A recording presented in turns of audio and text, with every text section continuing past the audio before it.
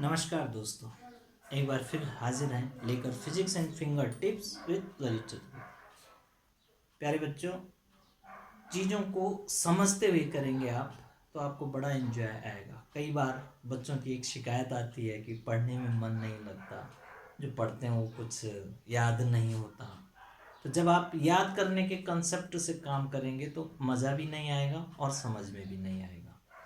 तो आपने क्या करना है कि पहले जो एक्चुअल में जो चीज़ जो होती है उसको उसी तरीके से समझ के अपने में आत्मसात करके उसको फॉलो करना है और आगे बढ़ते रहना है। तो आपको चीज़ें क्लियर हो जाएंगी, तब आपको इंटरेस्ट भी आएगा, तब आपको न्यूमेरिकल, जैसे फिजिक्स में न्यूमेरिकल प्रॉब्लम्स है उनको करने में बड़ा आनंद आएगा, क्योंकि आपको बेस पता है, कॉन्सेप्ट पता है। तो आप कई घंटों बैठ सकते हैं पढ़ने के लिए और आपको एहसास भी नहीं होगा। तो इसी तरह से जब आप चीज़ों को तरीके से जो चीज़ जैसी है उस ढंग से समझने की कोशिश करेंगे, और उसके लिए एक बार आपको जूझना पड़ेगा, पढ़ना पड़ेगा। यानी वो तपस्या टाइप की होती है कि उसको समझने के लिए आपको उसके लिए जूझना पड़ेगा, बैठना पड़ेगा, प्रीवियस क्लासेस से वो कॉन्सेप्ट लेने पड़ेंगे और तब जाके नए कॉन्सेप्ट के साथ उनको फॉलो करना पड़ेगा। तो तब आपको पढ़ाई समझ में आएगी और तब समय का पता भी नहीं चलेगा। तो आगे वैद्युत विभव आपको, जैसे हमने line integration of electric field intensity से भी कराया और डायरेक्ट डेफिनेशन के थ्रू उसका फॉर्मूला भी फाइंड आउट किया। तो वैद्युत विभव और विभवांतर दोनों टर्म आपको बड़े अच्छे से समझ में आ गए होंगे। अब जो नेक्स्ट स्टेप बढ़ते हैं तो उसी में, जैसे वहाँ वैद्युत क्षेत्र पढ़ा था, पॉइंट चार्ज के लिए पढ़ा था, फिर हमने क्या करा था, वैद्युत द्विध्रुव को लिया था, यानी इलेक्ट्रिक डायपोल को लिया था। तो सेम चीज़ यहाँ पे भी देखते हैं कि इलेक्ट्रिक फील्ड में जैसे वैद्युत द्विध्रुव निकाला था, वैद्युत विभव कैसे निकालते हैं वैद्युत द्विध्रुव की अक्षीय और निरक्षीय स्थिति में। तो आज का टॉपिक यही है, वैद्युत द्विध्रुव के अक्षीय और निरक्षीय स्थिति के लिए वैद्युत विभव का व्यंजक। तो आप जानते हैं मित्रों कि एक पॉजिटिव चार्ज और एक नेगेटिव चार्ज जब सर्टेन डिस्टेंस पे रहते हैं, 2L बोलते हैं हम, और सेंटर से उनको LL डिवाइड कर देते हैं। और इस युक्ति को, जो अपोजिट और इक्वल चार्ज होते हैं, ये भी Q चार्ज है पॉजिटिव और ये Q चार्ज है नेगेटिव। तो डाइपोल जैसे आयन्स मिल करके बनाते हैं, जैसे हाइड्रोजन आयन और Cl आयन HCl बनता है, तो एक डाइपोल की भूमिका निभाता है वो। पॉजिटिव और नेगेटिव आयन्स जब उसके दिखते हैं अलग अलग और certain distance between two atoms, तो तब बन जाता है डाइपोल। तो इसी तरह की, यानी उनके बीच जो दूरी होती है बड़ी माइनर होती है, बहुत छोटी। तो ये हमारा क्या है, डाइपोल है। और इसका अक्ष ये है, जोड़ने वाला जो पॉजिटिव और नेगेटिव को जोड़ता है उसको अक्ष कहते हैं। और अक्ष से, इसके केंद्र से यहां पर एक बिंदु P ले लेते हैं। क्या ले लेते हैं, P। अब इस केंद्र से जोड़ते हुए ये line joining from the centre ऐसे जोड़ दिया अक्ष की तरह। ध्यान दें कि उनको जोड़ते हुए अक्ष की तरह। तो यहां पर से माना केंद्र से उस बिंदु पॉइंट P की दूरी R है, जहां पर हमें इलेक्ट्रिक पोटेंशियल फाइंड आउट करना है, वैद्युत विभव ज्ञात करना है। तो इस माइनस चार्ज से उसकी दूरी कितनी हो जाएगी, यहां से यहां तक R है, ये L है, तो कितना बचा, R माइनस L बच गया, इतना। और पॉजिटिव चार्ज से अगर उस डिस्टेंस को मेजर करें हम, तो R plus L, because R यहां तक है और L और जुड़ गया। अब आप विभव का फॉर्मूला जानते हैं कि V is equal to 1/4 pi epsilon naught Q upon R। पहले से विदित है आपको पिछले टॉपिक्स से। तो अब हम पॉजिटिव चार्ज के कारण विभव निकालेंगे, V due to negative charge, पहले उसको निकाल देते हैं। V due to negative charge 1/4 pi epsilon naught Q upon R की जगह क्या हो जाएगा, R माइनस L। और due to positive charge 1/4 pi epsilon naught. अब ड्यू टू नेगेटिव चार्ज था तो नेगेटिव चार्ज को ही नेगेटिव टर्म्स में लेंगे, ड्यू टू पॉजिटिव चार्ज है तो पॉजिटिव चार्ज को टर्म्स में लेंगे, और R प्लस L। क्यों? क्योंकि पोटेंशियल एक ऐसी राशि जो अदिश है, तो अदिश में जैसा जिसका मान दिया होगा उसको वैसे ही लेंगे, क्योंकि इलेक्ट्रिक फील्ड में तो हम क्या करते थे, उसको डायरेक्शन दे करके सॉल्व करते थे और फिर वेक्टर अलजेब्रा का यूज करके सॉल्यूशन निकालते थे। यहाँ पर जो अलजेब्रा का यूज होगा वो सिंपल अलजेब्रा यानी बीजगणितीय योग करते हैं। तो नेट जो टोटल विभव v बनेगा that is v due to negative या पॉजिटिव और प्लस v नेगेटिव। अब इन दोनों की वैल्यू में q upon due to positive 4 pi epsilon naught r plus l और प्लस और चार्ज क्या है माइनस q नेगेटिव का 4 pi epsilon naught r minus l। ठीक है, अब q upon 4 pi epsilon naught दोनों में दिख रहा है, तो q upon 4 pi epsilon not तो बाहर निकाल दिया, बचा यहाँ पर 1/r plus l minus 1/r minus l।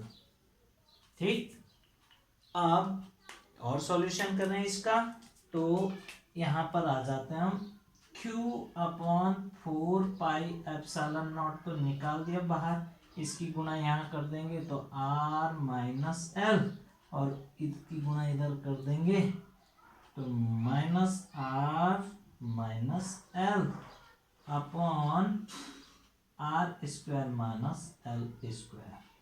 अब माइनस r और प्लस r कट जाएंगे, minus l minus 2l minus 2ql upon 4 pi epsilon naught r square minus l square.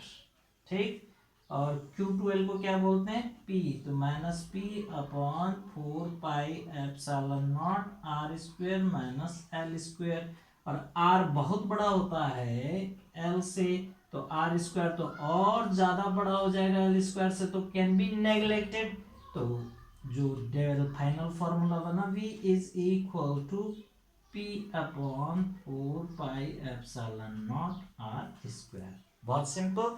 अब माइनस क्यों आया देखिए, यहाँ पे पता चल जाएगा, तो यहाँ पे नेगेटिव की डिस्टेंस है कम, तो उसका पोटेंशियल ज्यादा होगा, लगेगा इस पॉइंट पे। अगर हम टेस्ट चार्ज रखेंगे तो इस पर ज्यादा वर्क डन करना पड़ेगा कि इसके कारण फोर्स ज्यादा लगेगा उसको वहां पे स्थिर रखने के लिए, है ना। और ये पॉजिटिव है तो ये दूर है ज्यादा, तो इसका पोटेंशियल आएगा कम। तो जाहिर सी बात है जब नेगेटिव का बड़ा है पॉजिटिव का छोटा है तो रिजल्ट नेगेटिव में ही आएगा। तो नेगेटिव लगाओ या ना लगाओ बात की चीज है, लेकिन यहाँ पर हम ये समझ जाएंगे कि वाकई नेगेटिव क्यों आया पॉजिटिव क्यों आया। तो अपने आप आती हैं चीजें जब आपको कॉन्सेप्चुअल नॉलेज होता है। आप किसी को कहीं पर भी इसको पॉजिटिव कर दीजिए इसको नेगेटिव कर दीजिए, ऑटोमेटिकली पॉजिटिव आ जाएगा, क्योंकि पॉजिटिव नज़दीक में हो रहा है उसके, तो ज़्यादा पोटेंशियल उसके लिए काम करना पड़ेगा पॉजिटिव टेस्ट चार्ज को वहाँ तक लाने के लिए। तो इस प्रकार से बच्चों ये है अक्षीय स्थिति। अब इसी तरह से निरक्षीय स्थिति का फाइंड आउट करते हैं। तो स्केलर और वेक्टर का ध्यान रखते हुए काम किया आपने। ये राशि कैसी है, वेक्टर नहीं है, पोटेंशियल क्या है स्केलर है, तो उसका बीजगणितीय सम होता है, और जिनका वेक्टर एडिशन होता है उनका वेक्टर अलजेब्रा का यूज होता है सॉल्यूशन के लिए। अब इसकी बनाते हैं निरक्षीय स्थिति। ये तो थी हमारी अक्षीय स्थिति, अब इसको निरक्षीय स्थिति के लिए फाइंड आउट करते हैं। तो ऊपर ले लेते हैं एक बिंदु केंद्र से ठीक परपेंडिकुलर डायरेक्शन में, यहाँ पर दिस इज पॉइंट P, और इस पॉइंट P को लाइन ज्वाइन ये कर देगी और यहाँ से ये कर देगी, और इसकी डिस्टेंस ले लेते हैं सेंटर से r। ये L है तो ये under root r square plus l square, और ये भी under root r square plus l square. अब प्यारे बच्चों ये भी पॉजिटिव चार्ज है ये नेगेटिव चार्ज है, और separation between them is same, so इनका जो पॉजिटिव बी पॉजिटिव के लिए आएगा तो 1/4 pi epsilon naught q upon this distance का square r square plus l square, और v ड्यू टू नेगेटिव आएगा जो 1/4 pi epsilon naught q upon r square plus l square, but negative charge के कारण नेगेटिव q। अच्छा net निकालेंगे तो v positive plus v negative, तो result क्या आ जाएगा, एक प्लस वैल्यू है एक माइनस वैल्यू तो जीरो आ जाएगा। तो at equatorial position the electrostatic potential will be equal to zero because of the same charge and separation also same, but same charge in opposite sign, opposite nature, एक positive है दूसरा negative है, तो result will be zero. तो बहुत simple था। अब एक कंडीशन आपने वहां पे इलेक्ट्रोस्टैटिक पोटेंशियल की पढ़ी कि एट इलेक्ट्रिक फील्ड की पढ़ी कि द्विध्रुव के किसी भी बिंदु पर, चारों किसी भी बिंदु पर इलेक्ट्रिक फील्ड क्या था। तो सेम चीज यहाँ पर अगर हम निकालने की कोशिश करेंगे कि पोटेंशियल क्या होगा किसी भी बिंदु पर, तो उसको समझने के लिए आपको थोड़ा सा कंसंट्रेट करना पड़ेगा कि suppose this is positive charge और this is negative charge, here is the centre, और इससे इस बिंदु P पर पोटेंशियल निकालना हमें। तो प्यारे बच्चों जैसे यहाँ पे हम रोटेशन करते थे, इस P का डायरेक्शन इधर को था, याद होगा आपको, नेगेटिव टुवर्ड्स पॉजिटिव होता है ना P। जब हम इसकी बात करेंगे कि इसको हम इधर रोटेट करके इस L को थीटा एंगल पे रोटेट करेंगे और इसकी प्रोजेक्शन यहाँ पर देखेंगे, तो L का जो घटक बनेगा यहाँ पर वो बनेगा L cos थीटा, और इस जब ये रोटेट होगा तो ऑब्वियसली ये भी रोटेट होगा, तो ये यहाँ पर आ जाएगा सेम एंगल टर्न होकर के, और इसका जो L था, इसका जो L था वो भी इस एंगल पे प्रोजेक्टेड होके घटक बन जाएगा L cos theta. Is that clear? तो L cos थीटा को हमने समझ लिया और यहाँ